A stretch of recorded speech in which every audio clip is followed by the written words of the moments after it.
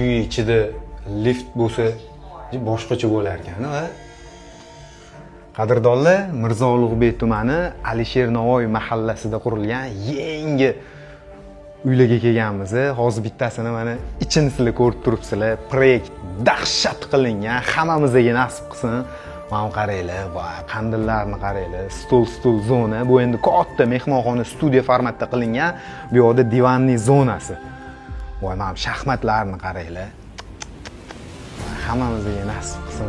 Bu yerda kattagina televizor orqa tarafi kattami yaxlit kafillar bo'ladi-yu, toshli.